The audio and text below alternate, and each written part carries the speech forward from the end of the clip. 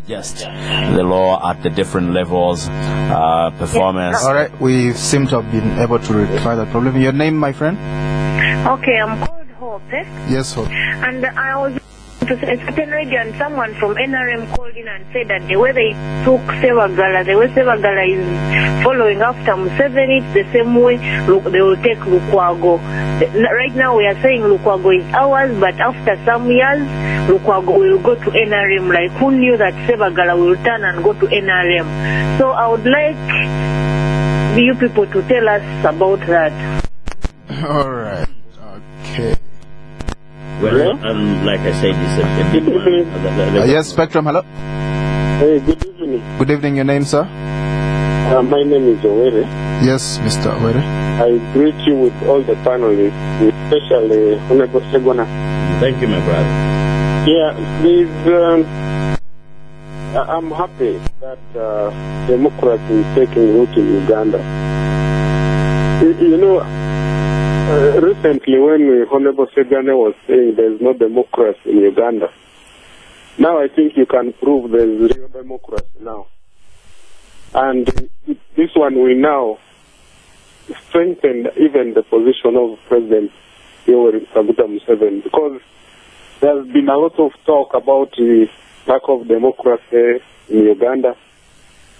If a speaker now is taken over in free and fair election like that, I say, wow, my dream, I think, is now real. Now, what I would like to see, Honorable Segona and the Lukwago, we want to see you uniting with the ruling party so that there's real development. Because what Uganda needs today, especially Kampala City, and even you, Honorable Segona, we need to rebuild this country. Urgently, we need jobs for people. And you politicians, the politics is over. We want you now go to the parliament, let the mayor sit in his seat, let there be real work. Time for Lokoso is over. And for me as a worker and the trade union, I'm now going to check all of you to see that whatever you have promised the people, you do it. And this time I'm not the one going to be on your case. Good evening. Thank you, Mr. Owere. Yes, Spectrum, hello? Hello? Yes, sir? How are you, sir? Very well, thank you. Your name? My name is Paul Mugambe. I'm a councillor in Luzira Parish who is outgoing. There is an issue which has been raised as to whether Honorable Lukwago is likely to follow in the footsteps of Mayor Segona. That's by leaving the opposition and joining the NRM. I would like to say that I was one of the top campaigners of Haji Segona at the time when he became a mayor. And I must tell you that from the word go, we saw that Segona was slippery. It was an experiment, and we were expecting anything, anytime from the time when he became a mayor. For instance, at his swearing-in ceremony, he poured a lot of praise to President Museveni and many other things. So we saw it from the word go, but we are taking a risk. But in the case of Lukwago, he's a totally different person. He has been tested. The personality has been, he has gone through a lot of tests. People wanted to bribe him on markets, on what. He has been consistent on issues, and it is very, very unlikely that he can actually leave the path of looking for a better Uganda and then joining the NRM. Thank you. All right.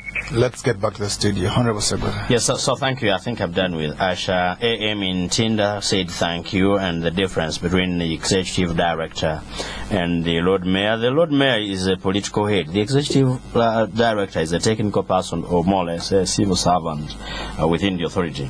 Hope was asking about will Lukwago go to NRM. I think Councillor Paul Mugambe has answered it. But you see, I want to tell you one thing. First, Nobody can ever speak with certainty about another person's mind. You can only say, I speak with a degree of confidence that Lukwago is not that type. I mean, I've worked with him, I've known him. I think some people do not know the kind of person they're talking about. The problem is not actually, joining President Museveni, NRM, etc., but policies. That's number one. Number two, if he abandons the policies, the ideals for which he has been voted, abandon the man, for heaven's sake. He's not tailor-made for you. We are not tailor-made for him. So even at the level of his partner, his colleague and everything, I mean, if he changes from the ideals that we cherish for as a nation, where we want to liberate ourselves, and he joins the oppressors, for heaven's sake, I will abandon the man. I will be the first person to hit at him. So don't worry about Honorable Lukwago, but of course you keep praying for him. Hope, that is all I can tell you. I think is it Frank Owere? Mr. Owere. Yes, Mr. Owere, first of all, thank you. He said democracy is taking root in Uganda because Medard is now an elected member of parliament. Mr. Owere, I've got to tell you that actually my election is part of the democratization process that I'm fighting for. I'm just a segment. I should not be seen as a symbol of democracy. I'm a segment in the struggle. So this is just part of the struggle. I just wish Mr. Owere knew what I went through. I think I went through things that I did not deserve to go through in order to be elected. You're a member of parliament not because of in spite of. Yes. You struggled against the odds. Exactly. Correct. I struggled. And some people imagine that, being elected is a favor from the state because the state did not oppose you. We even were receiving emissaries saying, for you promise you'll work well with the government so that we don't fight you. I said, for heaven's sake, you registered your party called NRM to compete for power. My predecessors, my forefathers registered the DP for power. Let us compete, you fight, as long as you don't use state resources, as long as you don't break the law. So it's not democracy that leads to my election. It is my hard work. Democracy is far from being here. I think Martin Luther Jr. King said this, that injustice anywhere is a threat to justice everywhere. So when you leave injustice to be meted out onto people somewhere, one day it will be knocking onto your door. Right. And finally, on rebuilding the city, getting jobs and being, as a trade unionist, first of all, you're stretching your mandate. I'm not an employer to deal with the trade unionist, but as a member of the civil society, which I serve and which I'm about to swear to serve, you're always welcome to monitor my performance. That one is a good cause. That I wish everyone would do that.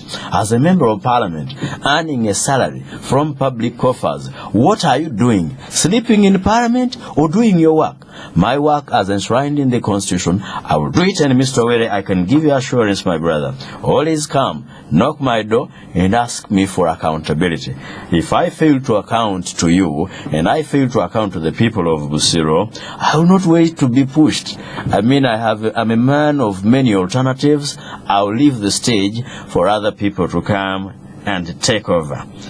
I think that those are the questions that we right. If I may just add on what my land friend has said, just to begin with hope, to compare Honorable Erias Lukwago to Sebagala is to compare oil and water. Oh, these are completely, they don't mix. I would say it's an insult. It's an insult. These are completely two different people with different personalities, different principles. One is a land friend, the other is not. So I don't think that to compare Lukwago and Sebagala is a profession, yes. And Sebagala. And also, I think Sebagala came into the scene largely untested, with just a business background and that. Honorable Erias Lukwago has been in parliament. You know what he can do, what he's capable of doing. So I don't think there were no surviving or thriving businesses to talk about. Get a supermarket called Uganda. Well, behind Uganda. that's a different story. That's a different story. So I think that you can't compare Honorable Erias Lukwago to his worship Sebagala. Right. To Mr. Owere, I think that's a misconception. The misconception that the mere fact that elections took place is a sign of democracy is wrong. Saddam Hussein had election. Yes. Was there democracy in Iraq? Well, Hosni Mubarak had election. They used to win with 90%. They used to win. Months thereafter. And a few months thereafter, had elections. So elections alone are not testament of a democratic state. Right.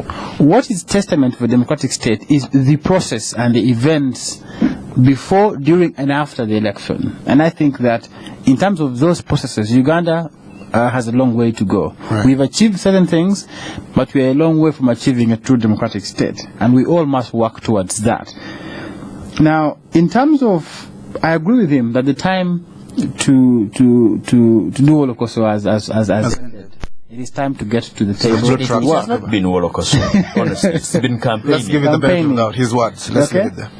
I do agree that for any person who hates a district, for any person who hates a city, I give the best example of Norbert Mao in northern Uganda, where he had to abandon all his differences personal with the government and the RDC, the late RDC, to work for the betterment of the people of northern Uganda. Right. Anybody who hates a district cannot avoid working with government, and they must work with government. Right. The important thing, though, is not to deviate from your principles and the policies that the people of your area aspire to, and sell yourself out to the establishment. So I think that Honorable Erias Lukwago knows about this, and he's going to get to work. He's going to hold government to account, and government is going to hold him to account. I also think that it is important that people should begin to score these leaders, in terms of promises they have made. Right. People come to office and just get away with lots of things. I think they've made promises. Let's take out our score sheets and begin to tick. All right. And do you think for him to work with the government doesn't have to change the color of his shirt? Not at all. He's under no obligation to do that. All right. Maybe before we go, our time is out. A woman has been appointed as the executive director. Do we know who this is? Honorable Segona. Well, officially we are not yet informed, but I've heard Honorable Margaret Zua has been appointed. We're yet to confirm the reports, which is okay. I have no problem with that. Do you? Well, and she's the wife of Honorable Francis Babu. The loser in the action. The loser of the marriage. So what's wrong with that? I mean, she was not condemned. But just before we wind up, I just want to extend this appeal of the Board of Governors of Sanyu Baby's Home. Yes. For the contribution for the vaccination. We have lost 2 kids in that center. We need everybody's contribution. Ladies and gentlemen out there, please make your contributions. We have a duty towards these helpless children. We need just about 3 million shillings or thereabout to save lives. And Sanyu Baby's Home? Yes. Gets children off the streets. Off the streets that have been abandoned. Even before there was a question about Subi, which is the way forward for Subi. Subi way forward. We do not cross bridges before we get there, ladies and gentlemen, but I can give assurance to people that Subi is still there as a pressure group or as a task force, and I still belong to the Democratic Party for life. We'll have to end here. Thank you very much. And the Honorable Medard Segona, Member of Parliament elect for Busiro East. Some of us look forward to seeing you in Parliament, and what you say when you get on the floor. The courts of law. No, sir. Mr. Nicholas Opio, legal consultant. Thank you very much for tuning in. I've been your host, Edmond Kizito. Spectrum will be back tomorrow. Up next is the news in English. Stay tuned. The art of crafting a masterpiece. We are proud to offer you Nile Gold Crystal Malt Lager, made from the finest crystal malts at the finest brewery with the finest, purest water from the source of the Nile. Naturally, there are no additives or preservatives and no sugar. It is simply exquisite. A jewel, a masterpiece. Nile Gold Crystal Malt Lager. Beyond an ordinary malt.